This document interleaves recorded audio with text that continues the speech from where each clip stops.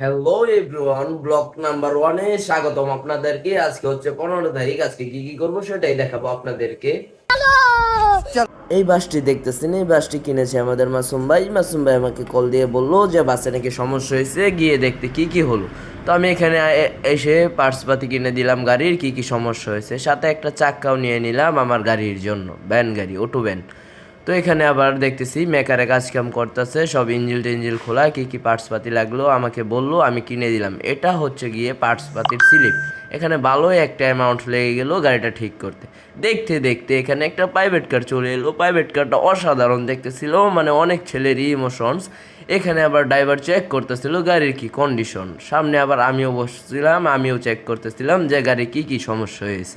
এখানে গাড়ি repairing complete হয়ে গেছে। ড্রাইভারকে বললাম একটা টেস্ট ড্রাইভ দিতে, গাড়িটার কি কন্ডিশন। ড্রাইভার টেস্ট ড্রাইভ দিয়ে বললো, ভাই গাড়িটা চালায় আগের থেকে এখন ভালোই লাগতেছে। অবশেষে গাইস কাজ কাম শেষ হইলো, গাড়ির কাজ কাম শেষ করে ফেলাইছি। এখন বাসায় চলে আসছি। আসার পর একটা মুরগি কিনলাম, মুরগিটা নিয়ে বাসায় যাবো। এখন প্রায় 6:30 বাজে গেছে। এখন যাই গোসল করবো। সারাটা দিনে গেল ব্যস্ততার উপরে। আমার সবকিছু, আমার সবাই সাপোর্ট করবেন, আগায় যাওয়ার একটা সুযোগ দেন সবাই, ভালোবাসা দিয়েন আমার সবসময়।